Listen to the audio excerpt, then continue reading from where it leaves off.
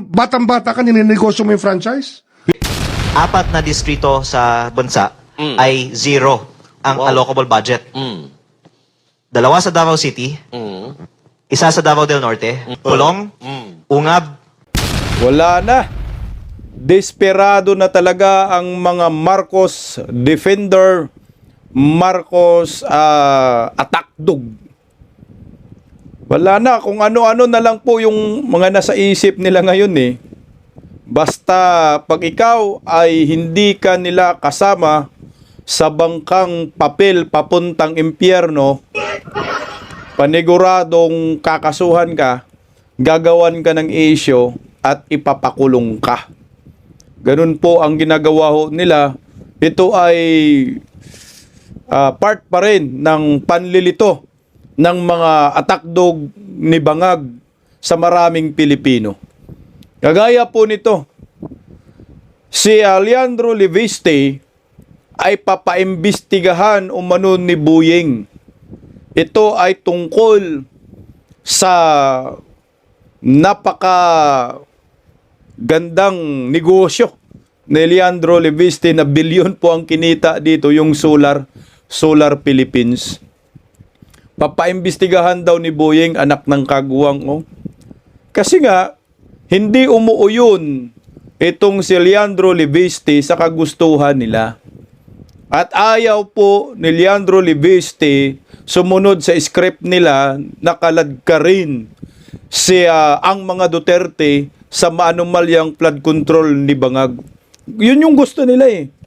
Idawit nyo ang mga Duterte. Ang problema, hindi po kaya ng batang kongresista ang kagustuhan ng mga mafia sa gobyerno. At kagabi nga ho, nilinis po ni Leandro Leviste ang pangalan ng mga Duterte diyan sa allocables na bilyon-bilyon ni Bangag, allocables ni Sandro Marcos, allocables ni Martin Romualdez.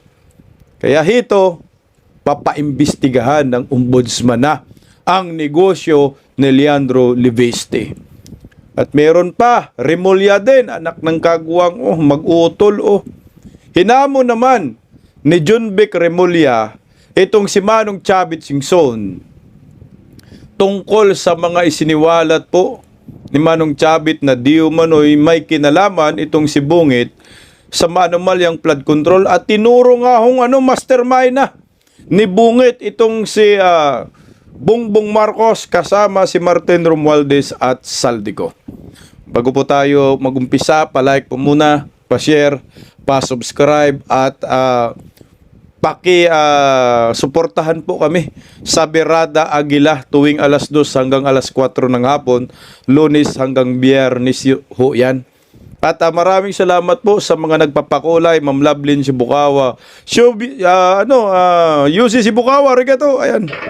At Victoria Donato, maraming salamat po sa inyong patuloy na pagsuporta sa Bisdak Pilipinas. Okay, magandang tanghali po sa ating lahat. Pa-share po ninyo ang bidyong ito. Ito po ang pag-uusapan natin muna, itong hamon, no? Hamon ni John Vic Remulla. Dalawang Remulla ang pag-uusapan natin. Si John Vic at si Buying Remulla. Parehong Marcos defender, parehong attack dog. Parehong nagbigay ng sakit ng ulo sa mga Pilipino, anak ng kagwang. At laban naman dito sa mga bilyonaryong mga negosyante. Okay. Mga legit na mga negosyante ito. Si Leandro Leviste at Chavit Singson. Hinamon po ni John Vic itong si Chavit dahil po sa mga birada po kamakailan ni Manong Chavit. Narito po, ano bang hamon ni John Vic? Pakinggan natin. Buo ang tiwala ni Interior Secretary John Vic Remulla na labas si PBBM sa maanumalyang flood control projects. May hamon din siya sa dating kaalyado ng Pangulo at ngayon whistleblower na si dating Ilocos Sur Governor Chavit Singson kasunod ng kanyang kaliwat-kanan akusasyon. Walang bubas, DILG Secretary John Vic Remulla na pawang kabulaanan lang ang ibinabatong aligasyon na si Pangulong Bongbong Marcos ang utak ng flood control scandal. Sa programang Politico Talks ng Billionaire News Channel, sinabi ni Remulla na ang SONA ni PBBM ang nagtulak sa administrasyon sa tamang direksyon. daw ng flood control. That is totally false. Ayun masasabi ko with no doubt in my mind and my heart and all what I've seen, it is not true at all. Ahiya naman kayo. Unang pagkakataon to ng presidente ay humarap sa tao at sinabing, mahiya naman kayo. Naming them, inaano nyo talaga nilagay niya sa posisyon yung gobyerno para i-correct ang sarili niya. It's never happened that way before. Ito ang sagot ni Remulla sa mga paratang ni former Ilocos Sur Governor Chavit Singson, partikular na sa umano'y kaugnayan ni PBBM sa maanomalyang flood control projects. Matatanda ang inakusahan din ni Singson ang Pangulo na may paboritong contractor sa Ilocos Norte. Nagsimula ang iringan ng dating magkaalyado simula ng isnabin umano ng Pangulo si Singson, bagay na hindi nagustuhan ng dating gobernador lalo't pinili niya raw na tulungan ang mga Marcos noong 2022 elections. Dagdag ni Remulla, ilabas daw dapat ni Singson ang pruweba sa kanya mga aligasyon dahil sa ngayon, lumalabas umano na puro salita lamang ang dating gobernador. Samantala, hindi rin itinanggi ni Remulla na may pondo pa para sa flood control projects sa 2026 General Appropriations tingnan mo, may Act. pondo Pero pa rin. konting-konti lang daw ito. Nakalaan ng maliit na porsyento ng budget na ito para sa flood-prone area sa bansa. Una na rin sinabi ng DPWH na ang mahigit 2 bilyong pisong budget allocation sa flood control ay para sa repairs and maintenance ng mga naunang mga proyekto noong mga nakaraang taon. Bagaman hindi natupad ang December promise ng administrasyon para magpakulong ng mga malalaking isda, sigurado raw si Remulla na uusad ang mga inihahandang kaso ng ombudsman. Ayan po yung depensa ni Junvic Remulla sa kanyang among nakangiwi ang panga. Pakamot-kamot sa ulo. Anong gagawin natin? Puta, mag-resign. Siyempre, sa part yan ni Junvic, na sabihin niya, walang kinalaman ang Pangulo sa flood control. Sa kanila ho yun. Kasi di umano, si Bongbong Marcos, yung slogan lang niya yan. Sinabi niya, mahiya naman kayo. Hindi nga po dapat mahiya naman kayo, mahiya naman po tayo. Yan ang malinaw yan. Ang tanong dyan, Junvic, may naniniwala ba sa'yo na si Bongbong Marcos ay walang kinalaman sa maanomalyang flood control projects under Marcos admin? Yan ang tanong dyan. Meron ka bang nauto? Sa statement mo na sinabi mo walang kinalaman si Pangulong Bongbong Marcos sa flood control dahil siya nga po yung nagsabi daw sa SUNA, inadmit mo, ito ay admission na mayroong 100% na korupsyon. Inaamin mo na rin na may corruption sa Marcos admin malala. Kasi naghugas kamay si Bungit dyan eh. Kayo rin, di ba sinabi, naghugas kamay rin kayo, walang kinalaman ng presidente. Pero the point is, ang mga Pilipino kasi ngayon matatalino na, hindi mo po pwedeng bilugin mo na lang ng bilugin. From time to time, ang mga ulo ng maraming Pilipino. Nung una siguro nakabudol ho kayo, pero sa ngayon wala na pong maniniwala. Lalo na po yung lumalabas na video ni Saldico na itinuturo po ang first family talaga, hindi lang si Martin Romualdez, hindi lang si Bongbong Marcos. Kasama si Sandro at si Liza Marcos, pati yung kapatid ni Liza, sa korupsyon. Ngayon, bakit po naging credible si Saldico? Kasi nga, siya po yung chairman ng committee, General Appropriation Committee, diyan sa Kongreso at pinagkatiwalaan po ng Marcos admin sa loob ng 3 taon.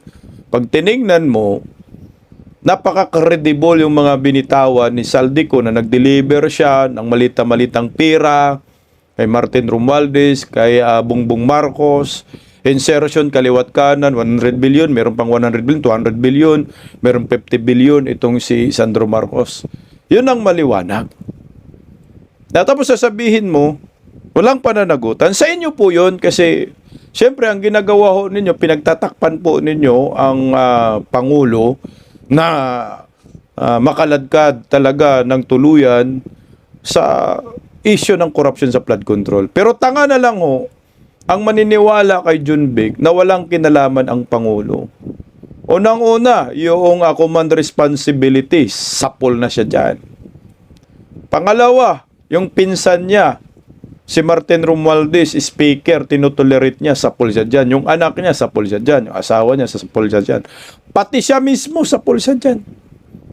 Buhay na nagtestimonya itong si Saldico na siya po mismo pinagalitan siya ni BBM. Huwag kang makialam sa mga insertion ko.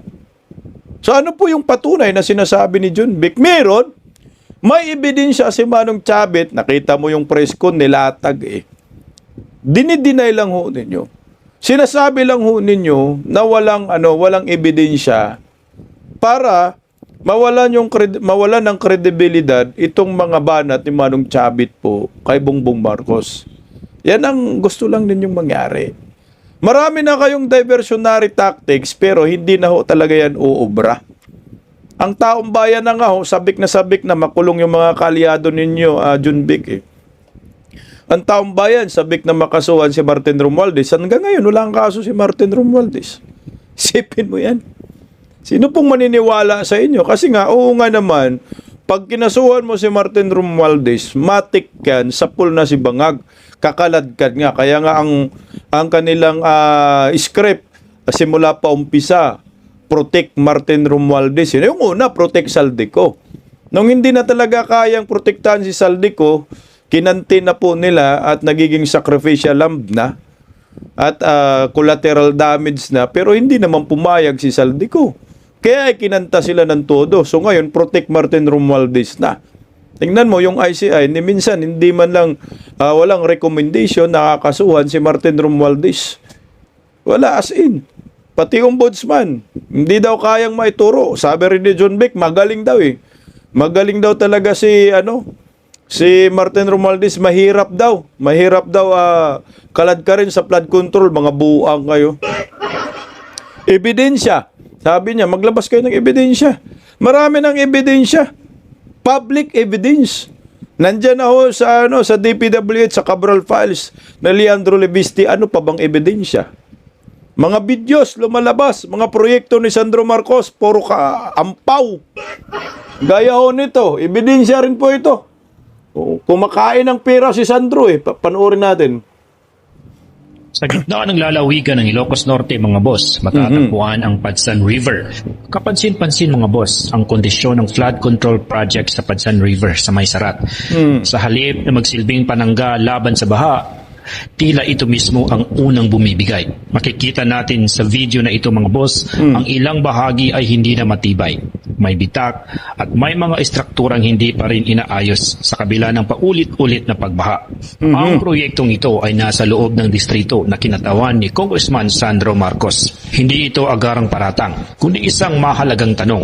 Nasaan ang pananagutan sa kalidad, maintenance at kaligtasan ng mamamayan? Ayon sa tala, may karagdagang flood control project na isinagawa sa Maysarat ng Ilocos Norte na may kabuuang 89.37 million mula sa 2025 General Appropriations Act. May mga pondo. Bakit may mga proyektong tila hindi tumatagal? Kung may budget, bakit may mga istrukturang hindi pa rin inaayos? Bago pumuna sa ibang lugar, unahin muna ang sariling Unahin muna ang sariling baluarte. Tignan mo yung mga ganyan. Di ba ho, ebidensya yan? Hindi po ninyo iniimbestigahan. Mga DDS political vlogger na nga lang ho ang pumupunta dyan sa Ilocos Norte. Kasi pumupunta kayo sa Davao, wala naman kayo nakita nga ghost projects. Ito ghost projects yan.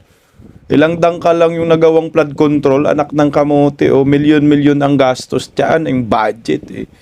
Magkano allocables ni Sandro Marcos?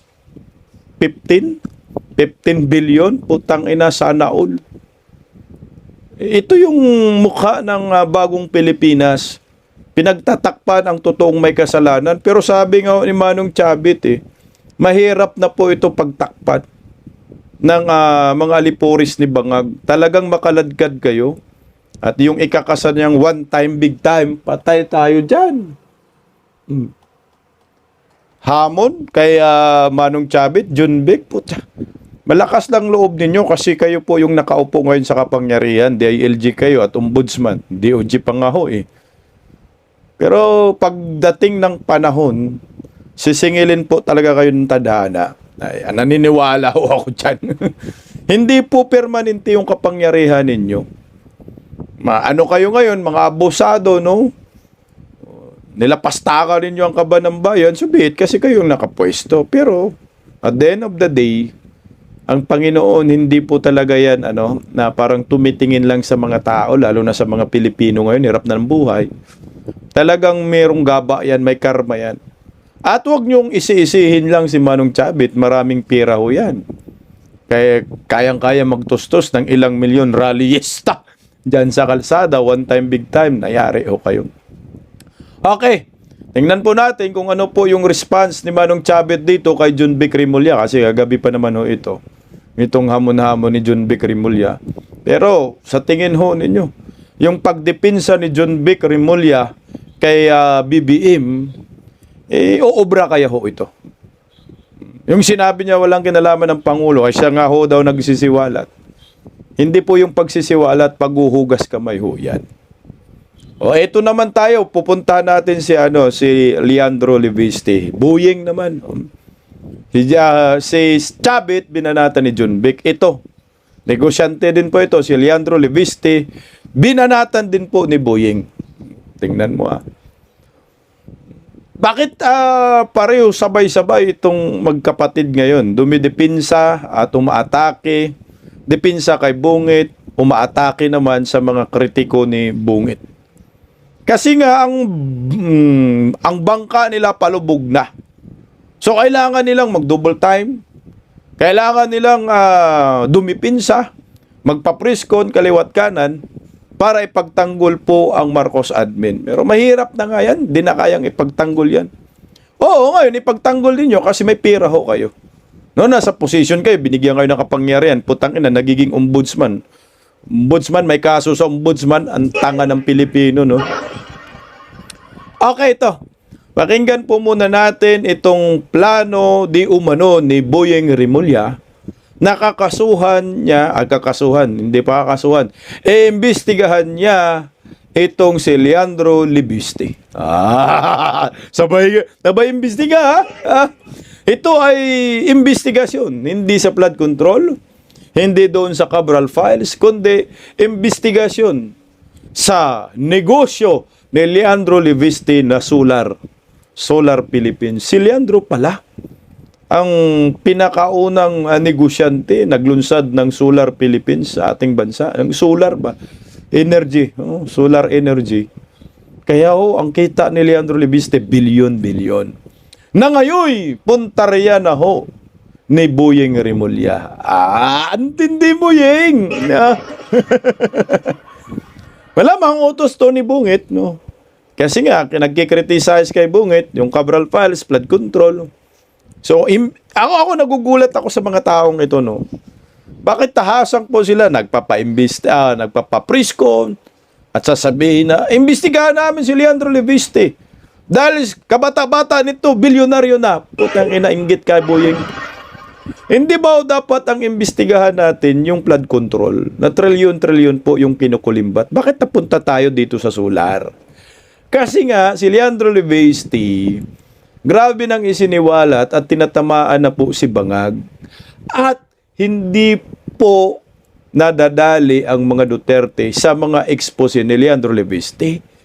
Kasi nga, malinis naman ang mga Duterte at ngayon pinagtanggol pa ni Leandro Leviste. So unahin po muna natin itong sinabi ni Boyeng Rimulya na papaimbestigahan niya itong si Leandro. Putang ina, ang mga inggit sa balat, mga nayupak. Okay, pakinggan natin. Iniimbestigahan na ng Ombudsman ang pagbebenta ng controlling interest sa solar company o solar power company ni Batangas 1st District Representative Leandro Leviste dahil hindi raw ito aprobado ng Kongreso. Nakatutok si Putang ina, iniimbestigahan na pala. Hindi lang pinapaimbestigahan, iniimbestigahan na si Leandro Leviste. Yan ang exact na balita. Galing sa kanila, ha? Pero sa interview po sa DCRH, sabi papaimbestigahan. Pero ngayon, iniimbestigahan na. Okay. Tuloy, Jonathan Andal. Kapag yung franchise, hindi mo ninegosyo. Yung batang-bata ka, ninegosyo mo yung franchise? Wala ka ba kahihiyan?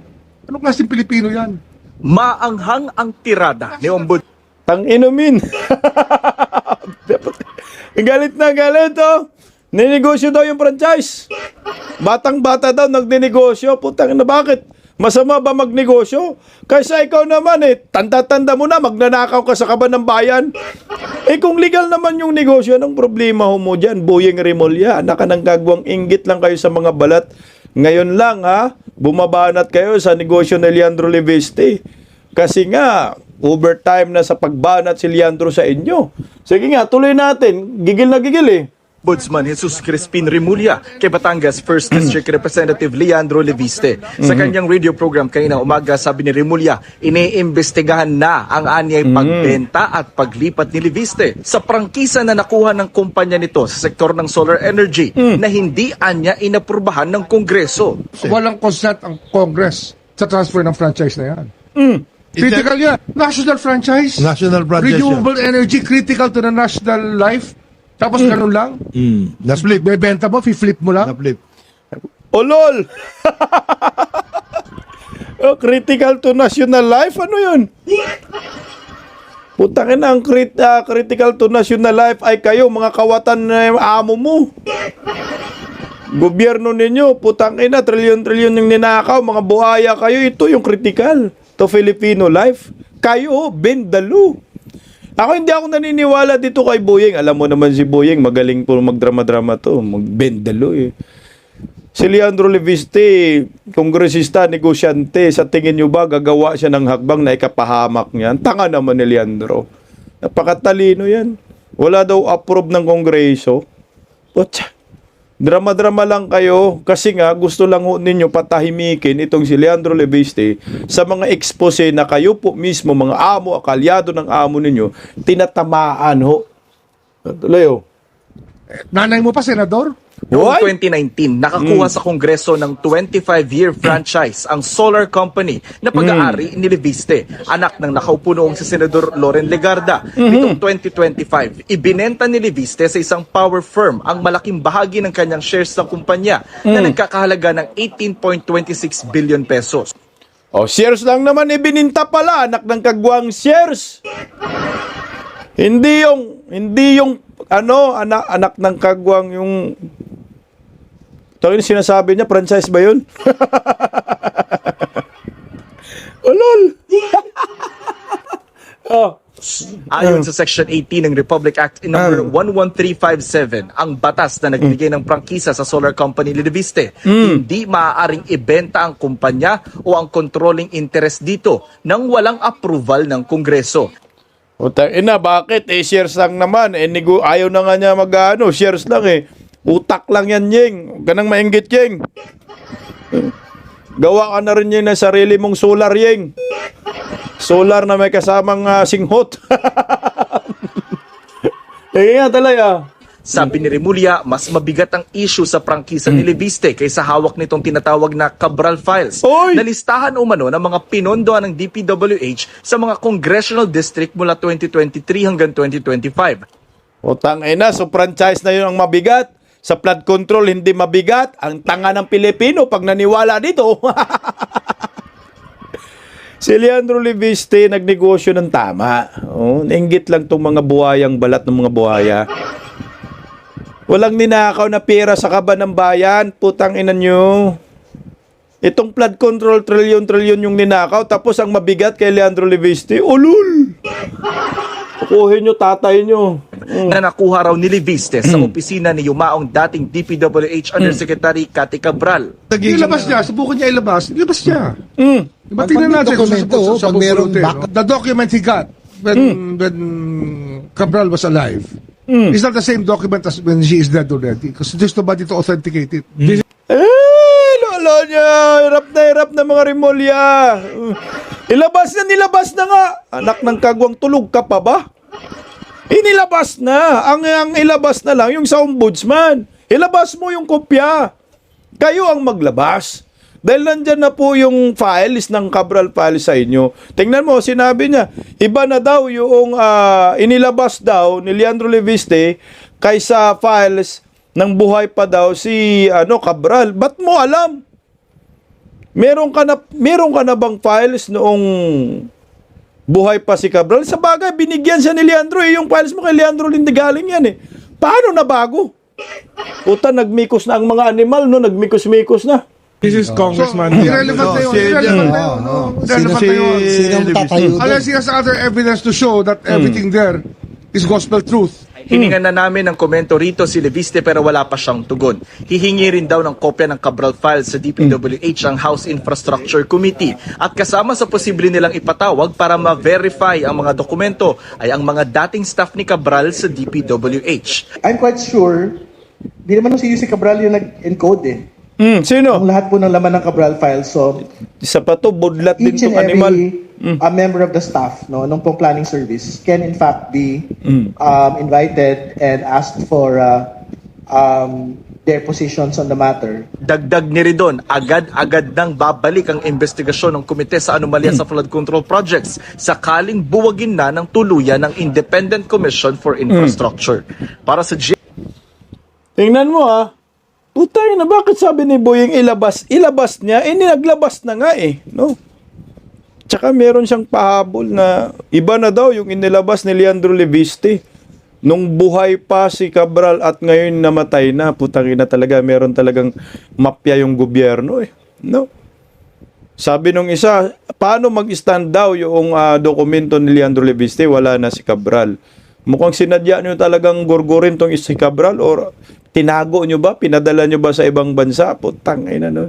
Kasi walang burol Grabe no, itong mga alipuris ni Bongbong Marcos talagang marka demonyo. Ito tayo ngayon So ngayon, si Leandro Leviste, pinapaimbestigahan na pala talaga sa ombudsman. So ang inimbestigahan hindi sa flood control, kundi dito po sa solar.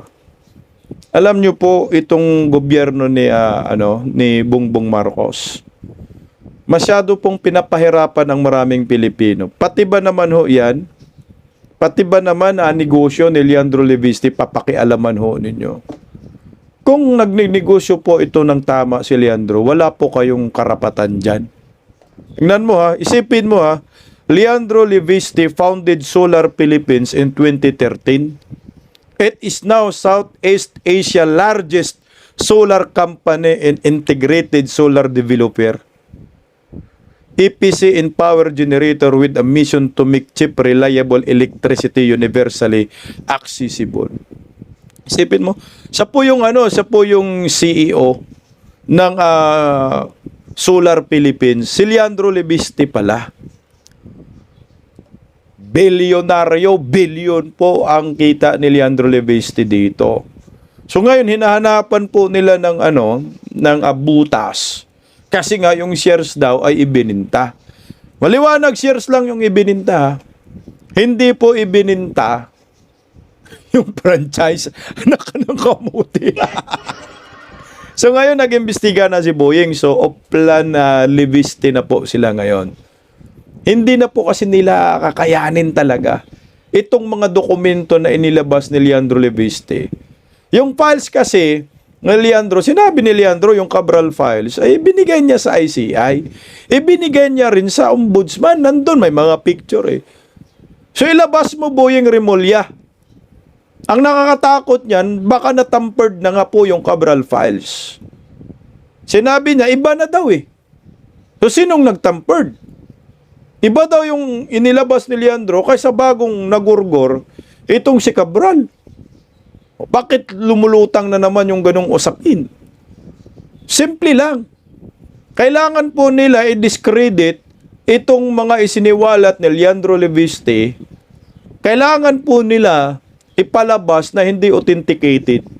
Dahil ang mag-authentic lang daw dito ang DPWH. Ang putang ina, ang DPWH igaling din kay Cabral yung files ninyo. Na sinabi ninyo, nandun si Leandro Leviste. Sa makatwid, itong ginawa ngayon na panggigipit, ito makikita ko, masasabi ko pong panggigipit po itong ginagawa ngayon ng ombudsman kay Leandro Leviste. Bakit pinagtuunan natin ng pansin itong negosyo ng batang ito na Solar Philippines, sa malaking tulong po rin sa electricity yan sa ating bansa na mapamura yung electricity sa atin. dapat nakatuon kayo dito sa trilyon-trilyon na flood control na projects under Marcos admin na paldong-paldo ang amo ninyo since 2023 until 2025. Na pareho po kayong paldo na ngayon ang maraming Pilipino naghihintay kung sino na po ang makukulong sa inyo. Alam nyo po sa akin wala na po silang takas dito. Kahit anong diversionary tactics po ito diversionary tactics na naman itong pag-iimbestiga nila sa kay Leandro Leviste. Hindi na po ito tatalab. Hindi na po ito kakagatin ng maraming Pilipino. Bakit ginaganito nila si Leandro Leviste? Unang-una, hindi po inilaglag ni Leandro Leviste itong mga Duterte. Hindi po sumusunod si Leandro Leviste sa script ni Martin Romualdez at ng mga Rimulya at ni Bangag. May response si Leandro Leviste yan. May post si Leandro Leviste, ang sabi, bibigyan ko kayo ng 2 linggo para sabihin ang lahat. Sasagutin ko ang lahat sa pagbubukas ng Kongreso sa January 26. Baka privilege speech siguro dito si Leandro Leviste. Wala na to, Boying Leviste na ang labanan nito. Ito ay pamumulitika pa rin para sa akin. Rimulya versus Revilla, Leviste at Barsaga.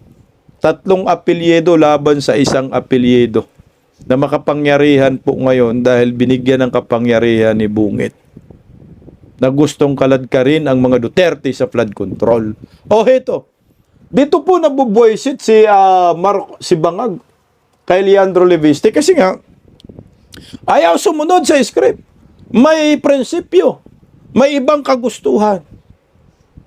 Na ang pinaka-main goal nila ngayon, ipahid natin kay Duterte ang kasalanan.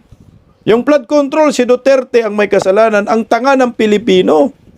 2023 budget flood control, ipinagmamalaki ni Bangag na 5,500 flood control tapos na. At yung iba ginagawa pa, puro ghost projects. 2023, 2024, 2025, Duterte ang kasalanan.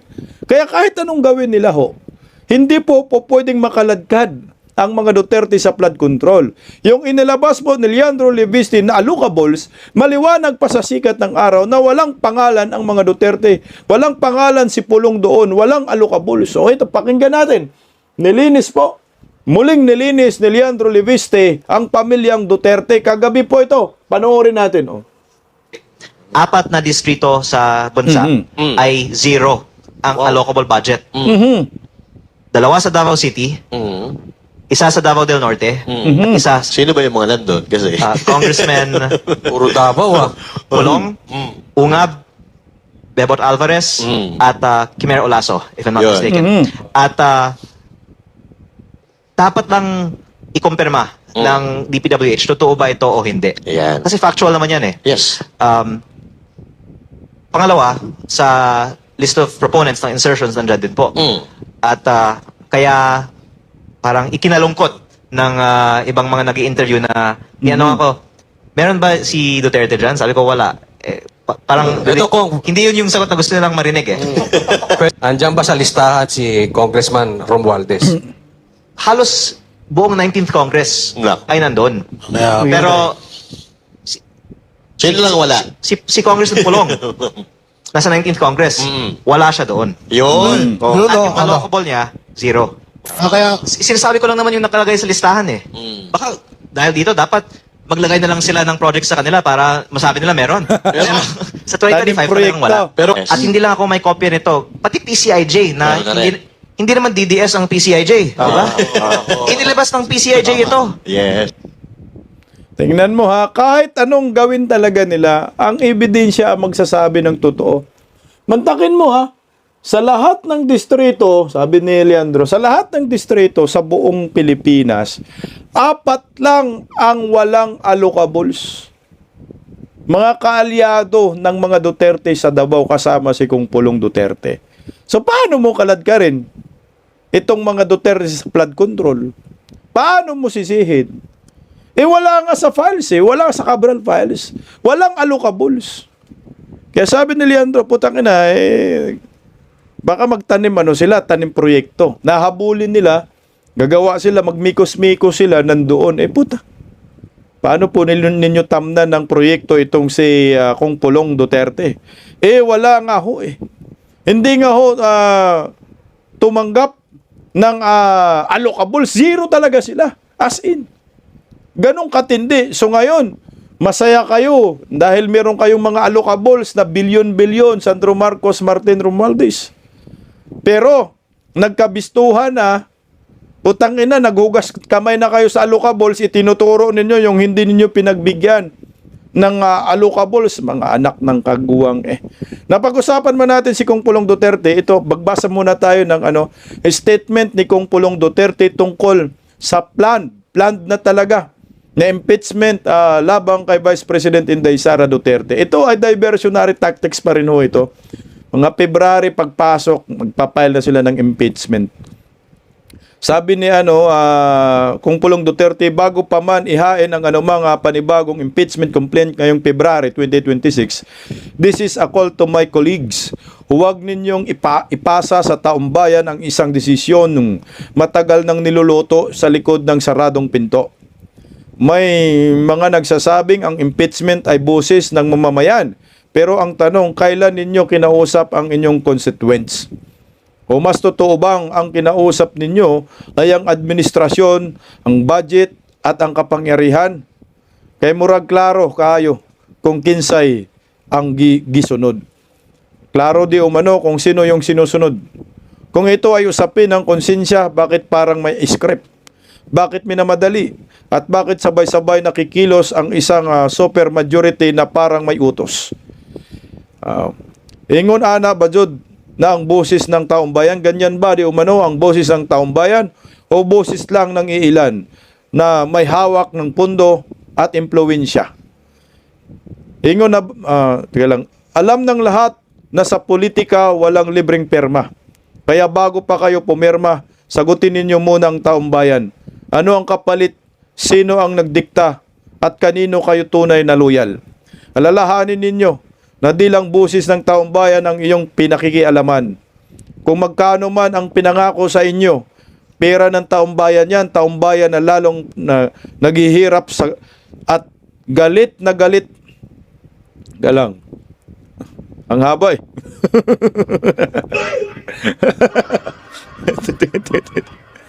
Teka lang. Nawala ako, awards. At galit na galit sa mga kasakiman ng mga nakaupo. Kasabay nito, ginaawhag nato.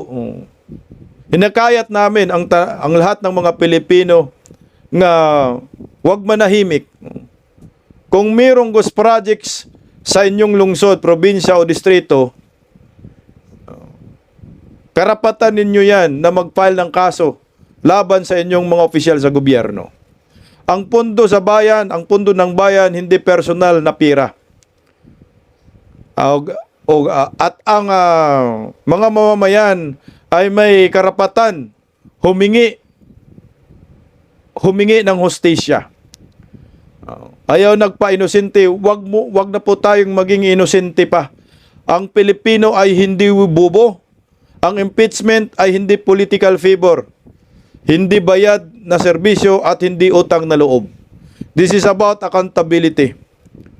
At kung hindi ninyo kayang sagutin ang mga mamamayan at tatayo sa katotohanan, wag na po ninyong gamitin ang pangalan ng taong bayan para hindi mapagtakpan, para pagtakpang ang inyong desisyon. Ayon po kay Kong Pulong Duterte. Maraming hindi pipirma dyan, kagaya ni Kiko Barsaga at Leandro Leviste.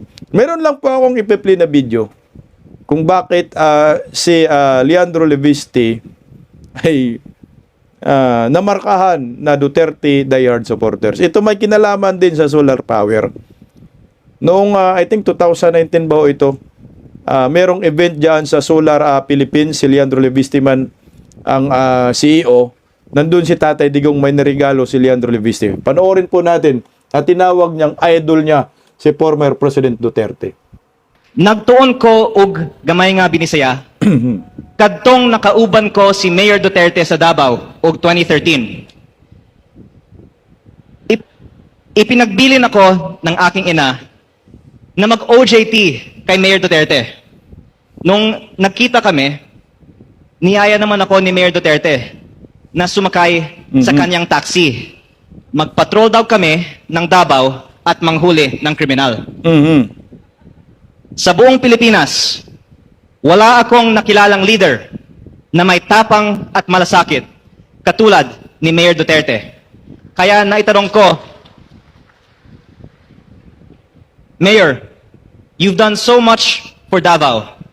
Why haven't you run for national office? Kanyang sagot, the country is not ready. Many events have since transpired, and the rest, as they say, is history. Today, we are so grateful that President Duterte answered the call to run in the 2016 elections to bring change to the Philippines. To show po our love and admiration for our idol, President Duterte, nagkusa po yung mga empleyado ng solar factory na gumawa ng special Digong Edition solar panel. Ayan, Special Digong Edition Solar Panel. Ayan po yung ginawa ni Leandro Leviste. Idol ni Leandro Leviste, si former President Duterte po. Siyang ganyan, no? Ganda. Gawan kaya singiwi jam, nakangiwi, no? Gawan mo, Leandro, para hindi maingit tong mga inayupak, mga liporis ni ngiwi. Marimulya Brothers, oh. Grabe, bilyonaryo itong si Leandro Leviste. Ayan, palakpakan natin, no? Tatak Duterte, si Leandro Leviste. Sabi niya, idol niya, si former President Rodrigo Roa Duterte at sumasama pa sa runda sa Davao City at naging OJT po siya. Kaya ngayon, nung ginawa ng mga kalyado ni Bangag, gustong patahimikin ang matapang na kongresista. Pagising sa umaga, tanghali at gabi, nakikita ko ang post niya, ang hapdi. Paano nga ba to? Di ako makatanggi. Watch ko na lang at isipin ng mabuti. Bisdak Pilipinas. Bisdak, tinig ng katotohanan. Sa bawat vlog may laban sa kasinungalingan. Mulat ang mata, gising ang masa. Bisdak Pilipinas, para sa bayan, gumigising sa diwa. Sa likod ng kamera, tapang ang dala, walang sinasanto kung mali ang gawa. Hinay-hinay, pero palaban. Boses ng tao sa digital na labanan. Bisdak, tinig ng katotohanan. Sa bawat vlog may laban sa kasinungalingan. Mulat ang mata, gising ang masa. Bisdak Pilipinas, para sa bayan, gumigising sa diwa.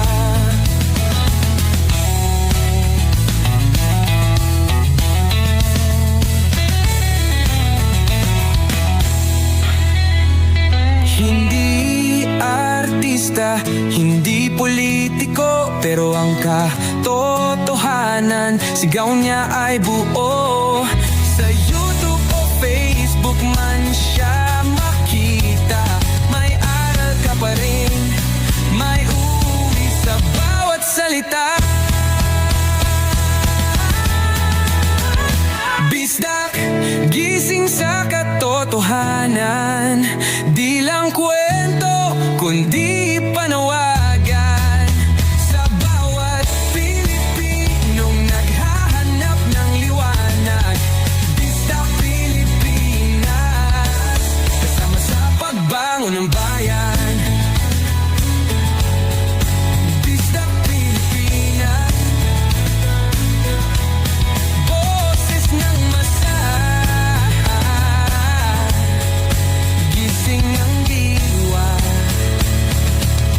vlog mo may pag-asa.